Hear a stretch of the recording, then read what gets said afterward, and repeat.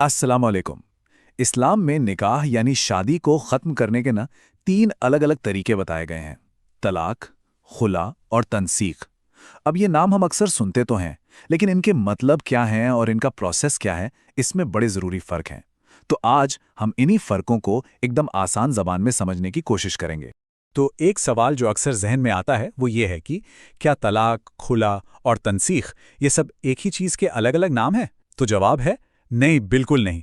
ये तीनों एकदम अलग प्रोसेस हैं और इनके बीच का फ़र्क समझना वाकई बहुत ज़रूरी है। चलिए आज इसी कन्फ्यूजन को दूर करते हैं। आज के इस विश्लेषण में हम क्या-क्या देखने वाले हैं। पहले तो निकाह खत्म करने के ये रास्ते कौन-कौन से हैं, वो जानेंगे। फिर तलाक क्या है, खुला क्या होता है और तनसीख किसे कहते हैं, इनको एक-एक करके समझेंगे। इसके बाद देखेंगे कि इसमें अदालत का रोल क्या है और आखिर में इन तीनों के बीच जो मेन फ़र्क है, उसे एक साथ देखेंगे। देखिए, इन तीनों के बीच जो सबसे बड़ा और बुनियादी फ़र्क है ना, वो इस बात पे टिका है कि अलग होने की पहल कौन कर रहा है और फाइनल फैसला कैसे हो रहा है। बस यही एक पॉइंट है जो तलाक को खुला से और फिर खुला को तनसीख से एकदम अलग बना देता है। तो चलिए सबसे पहले और सबसे सीधे रास्ते की बात करते हैं और वो है तलाक। ये वो प्रोसेस है जब अलग होने का फैसला शौहर की तरफ से आता है। तलाक में शादी खत्म करने का जो फैसला है वो पूरी तरह से शौहर का होता है। मतलब जब एक मर्द सोच समझकर ठंडे दिमाग से ये तय कर ले कि उसे अपनी बीवी से अलग होना है, तो उसके इस कदम को तलाक कहा जाता है। अच्छा, अब उस सिचुएशन पर आते हैं जहां औरत अलग होना चाहती है। इसमें जो पहला रास्ता है वो है आपसी सहमति का, और इसे ही खुला कहते हैं। तो खुला में दो चीजें बहुत जरूरी हैं। पहली कि औरत की तरफ से अलग होने की रिक्वेस्ट आए, और दूसरी शौहर उस रिक्वेस्ट को मान ले, उस पर राजी हो जाए। जब ये दोनों बातें हो जाती हैं तो निकाह खत्म मान लिया जाता है। खुला का प्रोसेस बहुत सीधा साधा है। औरत अलग होने की मांग करती है और अगर शौहर उसे मान लेता है तो अलगाव हो जाता है। इसमें किसी तीसरे आदमी या किसी अदालत की जरूरत नहीं पड़ती। ये दोनों के बीच का मामला है। लेकिन अब आते हैं सबसे मुश्किल सिचुएशन पर।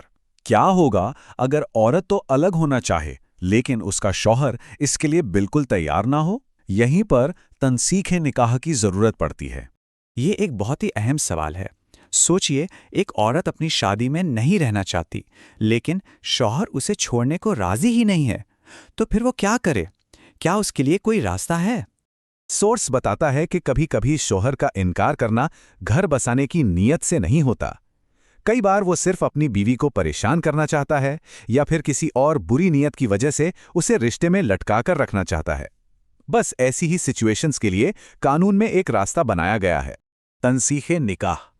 इसका मतलब ही है निकाह को मनसूख कर देना, यानी कैंसिल कर देना।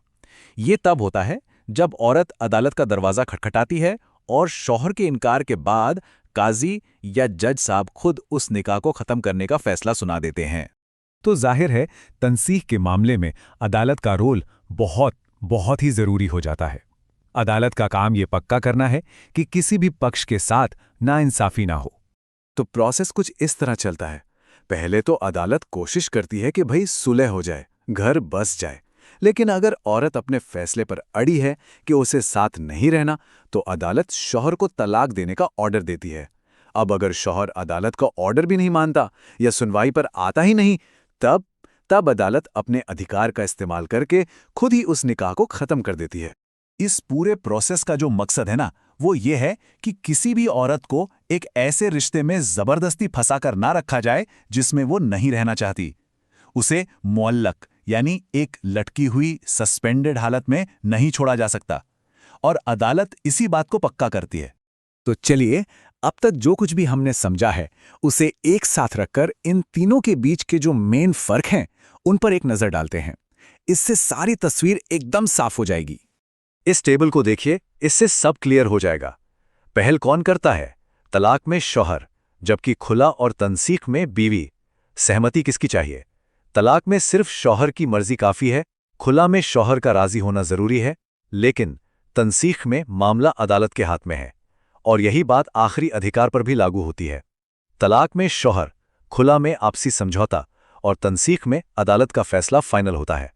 तो अगर इसे शॉर्ट में याद रखना हो तो ऐसे समझिए, तलाक शौहर का एक तरफा फैसला है, खुला बीवी की रिक्वेस्ट और शौहर की आपसी सहमति का नतीजा है, और तनसीख बीवी की रिक्वेस्ट पर अदालत का फैसला है, खासकर तब जब शौहर राजी ना हो। और आखिर में एक बात सोचना जरूरी है कि इन फर्कों को जानना सिर्फ कोई किताबी ज्ञान नहीं है। ये समझना कि कानून ने हर एक को क्या अधिकार दिए हैं, एक ऐसे समाज के लिए बहुत जरूरी है जो इंसाफ और बराबरी पर चलता हो। इन कानूनी रास्तों की साफ समझ ही रिश्तों में एक बैलेंस बनाए रखती है।